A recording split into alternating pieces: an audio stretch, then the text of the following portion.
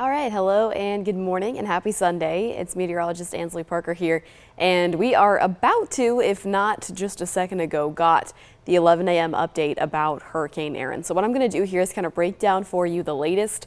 Today is an important day for Hurricane Erin because today is when we're going to start to hopefully see the shift towards the north, and that's what we're going to be tracking over the next 3 or 4 days or so. We have been dealing with this system for almost a week now, and we're still not even kind of at the point where this system is going to be turning. So we're going to be dealing with this through the upcoming week as well. By dealing with this, I mean watching it, kind of paying attention to what it does. As of right now, there are still no direct land impacts expected with the storm and no direct impacts expected within the United States. Overall, we're just kind of keeping tabs on this thing. It has been an impressive hurricane at that. We're going to talk more about some of the rapid intensification that we saw with this system yesterday morning. I know I was here doing the updates from the early morning hours to about the mid-morning, and the intensification that we saw just in the 3 updates, the 5, the 8, and the 11 a.m. We went all the way from a Category 2 storm to a Category 5 storm. So just kind of blowing the qualifications for rapid intensification out of the water, for lack of a better term there. And so we're going to talk about all of that, everything that's going on with the system, and then hopefully, again, if we haven't gotten it just yet, we will get the 11 a.m. update from the National Hurricane Center. So let's dive into it. The first thing I'm going to do actually is check to see if, while I was doing that little spiel there, if we have gotten the update from the National Hurricane Center. I'm going to refresh here, and it does look like we just got it. So what I'm going to do first is let's go ahead and take a look at what it looks like on satellite imagery, which is what you're looking at here. We're looking at infrared imagery, so you kind of get a picture of what the system looks like actually from the satellite. You can see kind of the changes that it's undergone just over the last 12 hours. So what you're looking at here, if you can kind of see it yourself, I'll point it out for you. But what's been happening with this system throughout the morning and late night last night is what we call an eyewall replacement cycle. You may have heard meteorologists talk about this before. You may have heard us talk about it before. It's very common with intense tropical systems for an eyewall replacement cycle to occur. So what is an eyewall replacement cycle exactly? It's really just when the formation of a new eyewall is happening. So for that to happen, the hurricane has to actually take down the old eyewall and form a new one, and then eventually it kind of causes the system to, one, expand its wind field a little bit, so it causes the hurricane to actually become a bit larger, and then 2, it causes it to detensify momentarily while it's undergoing that process. So we have actually seen this system drop down from a Cat 5 down to a 4, now down to a 3, and we are expecting it to re-intensify as we head probably throughout the morning here. In fact, I would not be surprised to flip over to the next graphic and see if they've gone ahead and upgraded it to a 4. But while we're on this graphic, if you just pay attention to the eye here over the last 12 hours or so, you can almost see it disappear for a few moments from time to time. That's exactly what I'm talking about. The hurricane itself is trying to rebuild the new eyewall. It has to tear down the old one, so that momentarily causes it to be a bit broader, a bit less organized, lose strength for a bit until it can build up that new eyewall, and then it can re-intensify. So we're about to both find out about this together. Let's find out if they have upgraded it to a Category 4. So no, with the 11 a.m. update, it is still at Category 3 status. And while I am here, if you bear with me for just a moment, I'm going to see here what they've said in their discussion to maybe get a little bit more insight as to why we're still holding on to Category 3 status. So just initially, in the first sentence of this discussion, they already go ahead and say that the eye is still not evident on satellite imagery and from observations from the hurricane hunters themselves. So that means that the system hasn't really had the chance to start re-intensifying just yet. It does look like they say the central pressure has risen a bit as well this morning. So overall, there's just kind of a slight decrease in intensity here. The National Hurricane Center does note this is likely due to the eyewall replacement cycle, and it's still kind of undergoing that process. So give me one more second to just kind of touch up on some of the details here. Thank you for bearing with me. Again, we're trying to get this information to you as quickly as possible, but at the same time, you know, these updates come out at 11 a.m. So I'm learning some new information right now as well. So let's see what this says here. Okay, so they do say this is probably a short-term fluctuation. It's still a well-organized major hurricane and likely will still kind of come together as we go throughout the rest of the day today. So let's go ahead and take a look at what they've done with the cone. We'll play this out just through about the end of the weekend, the early work week here. So yeah, the National Hurricane Center does still expect that this will re-intensify after it finishes its own eyewall replacement cycle. So right now, still undergoing that process. That means it's dropped the pressure down a bit. The winds are down a bit as well. We're still at Category 3 status.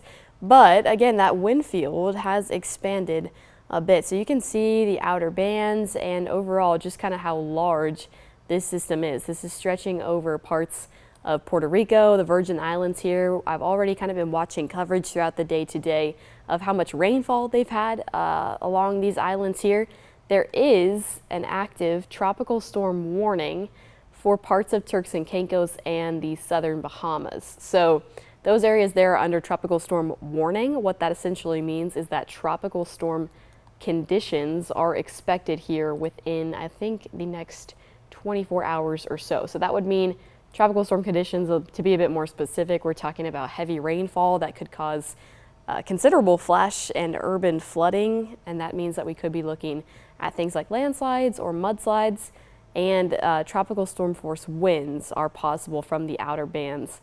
They say all the way from Puerto Rico to the central Bahamas throughout today, Monday, and Tuesday. So that's kind of the threats to the islands here that we're talking about and that the National Hurricane Center has gone ahead and done watches and warnings for. Also, something else that they note in the discussions over the past couple of days is the life-threatening surf and rip currents along the beaches of the Bahamas and then also of the eastern coast of the U.S. and Bermuda. Now that's something that we're still kind of paying attention to as we're watching this start to take a turn towards the north. Of course, this will start to track towards the U.S. generally, not necessarily making direct land impacts, but obviously if we have this thing out towards the coast, it definitely will create some increased surf and rip currents for the eastern U.S. coast as we watch this thing make its way a little bit closer to us. So overall, I think we'll take that as opposed to this making some sort of direct land impact. Hopefully the hope is that it can kind of go between the two major land masses. In fact, let's just go ahead and play it out all the way to about next week. So I mentioned we're kind of still dealing with this for the entire next week or so. We get to about the end of the weekend, early work week, kind of where we are now.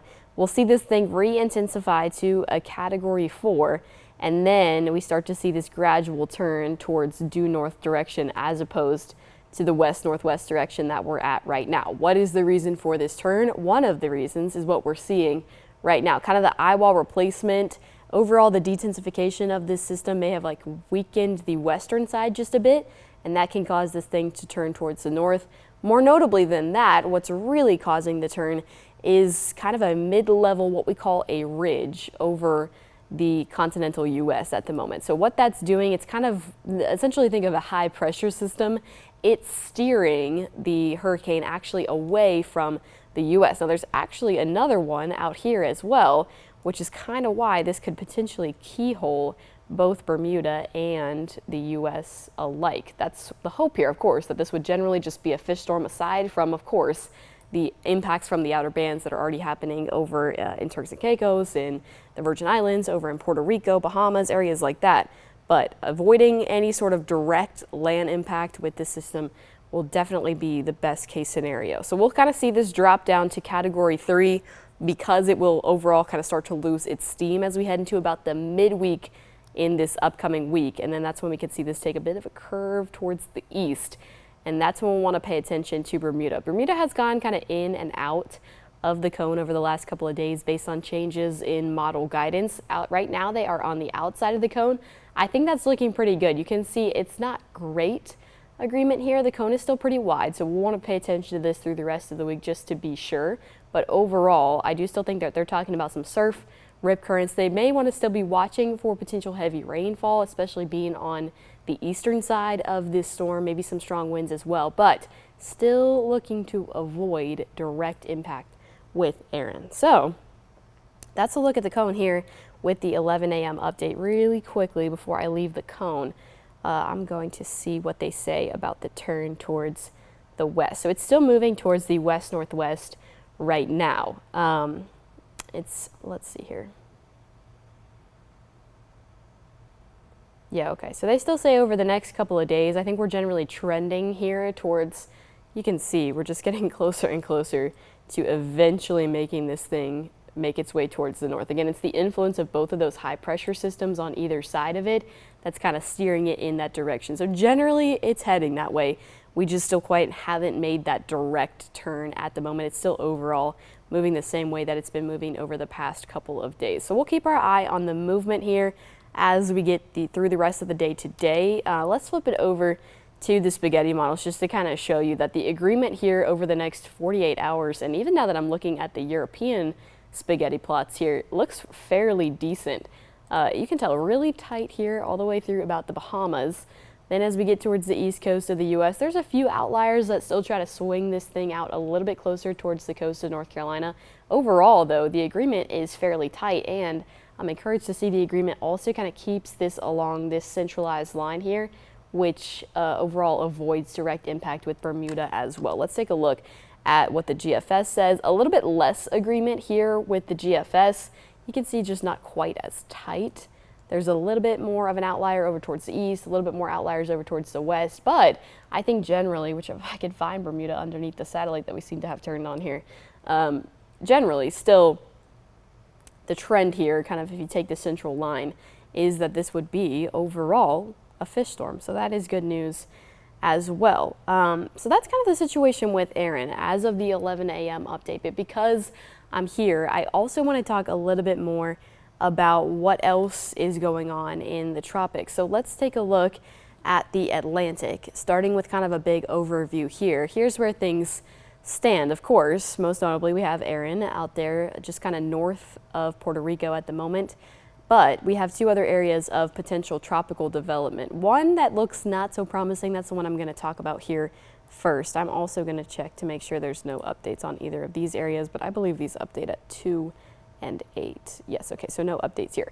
So what you're looking at here off the coast of North Carolina is a broad area of low pressure. So this has been here for a couple of days now. You can see on the satellite, it's producing some areas of disorganized showers and thunderstorms. That's usually kind of the indicator for the National Hurricane Center to go ahead and pay attention to a specific area. So why could it potentially have some tropical characteristics? Well, where it's sitting right now off the coast of North Carolina is over the Gulf Stream. So that is some pretty warm waters there.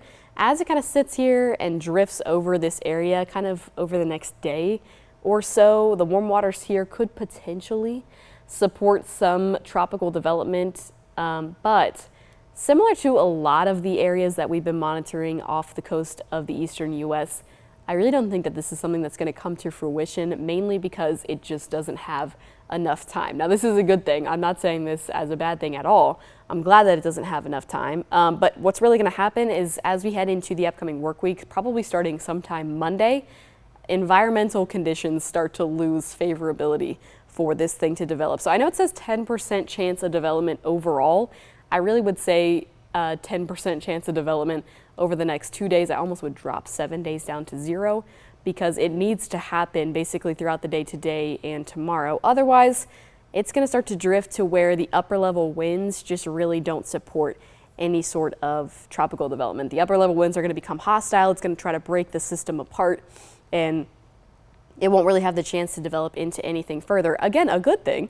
We don't really want to see this thing develop into anything further, but that's the situation with that. So overall, am I worried about this area? No, I really don't think it's going to become our next named system by any means, but it's out there. The National Hurricane Center is keeping an eye on it, so it's something we'll keep tabs on over the next probably 2 days or so before they let go of it.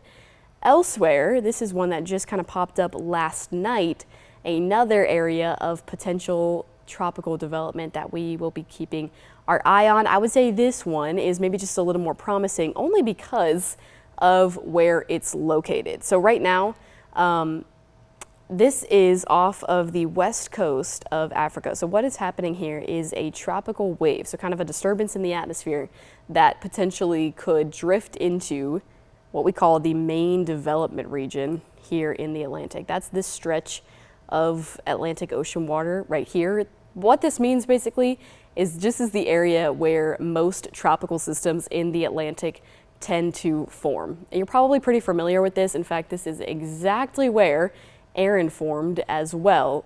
So it's not unlikely that we could see something form here. Right now it's at pretty low chances of development. So let's talk about a little bit about why that is. Notice this is where the disturbance is right now. It's just to the west of the Cabo Verde Islands, but they don't really mark the area of potential development until this drifts a little bit further. So I'll tell you some of the reasons why. That is why we have 0% chance of development over the next 2 days. Where this disturbance is sitting right now, it is not in a favorable environment for tropical development. One of the reasons, you can see it if you kind of use your mental to take away the clouds on the satellite here.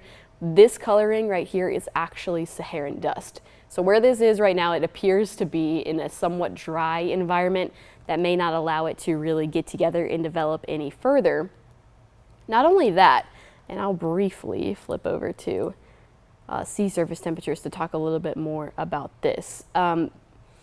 Overall, the sea surface temperatures are warm everywhere, but if we kind of play this out and take it over to that area that we're talking about, they're not quite as high as they will be once this region drifts a little bit closer to where Erin is right now. And it was a similar story. The reason I even have Erin pulled up is to show you the same kind of thing. I'm not sure if you'll remember as clearly as somebody who just pays attention to the weather all the time, but Erin actually took a while to become a hurricane. It was almost along this whole stretch of ocean waters here that we were kind of waiting for it to actually intensify. And then this, I'm sure you do remember, it intensified very rapidly from the time it got to these warm waters here to where it is now. That's no coincidence. The favorable conditions exist a little bit further west than this region right here. So you can see the coloring on these is just a little bit lighter.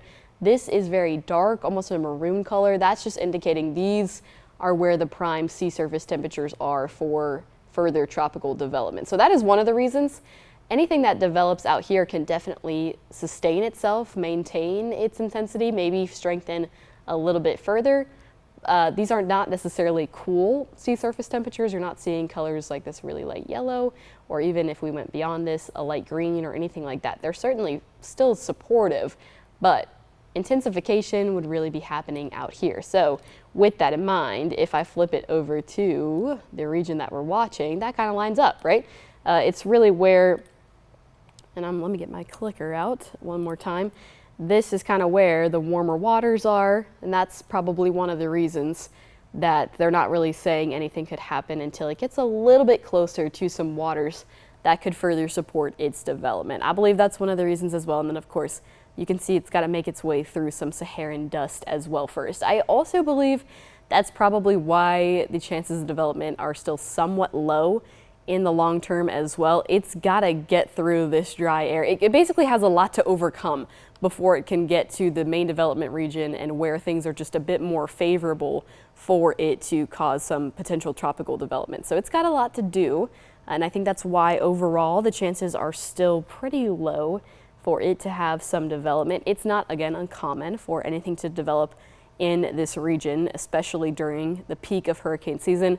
We're not necessarily at the peak just yet, but we're definitely getting close to that time. If we just take a look at when tropical systems tend to occur annually, if you take a look, we tend to see a big jump when we hit the month of August. And then, of course, as I'm sure you're familiar with, the peak of hurricane season is right around September 10th. So we're just shy of a month away from that time, and this is kind of when we just tend to see an uptick in tropical activity. So it would not be uncommon for that disturbance to kind of overcome everything it has to overcome and then become a system. Of course, there's still a lot of what ifs, a lot of what could happen, and we'll have to really see if that ends up doing something. Out of the two areas of potential development, that's the one that I think has more promising chances, but it's going to be another slow situation, probably something that we're going to have to keep watching for the next few days or so.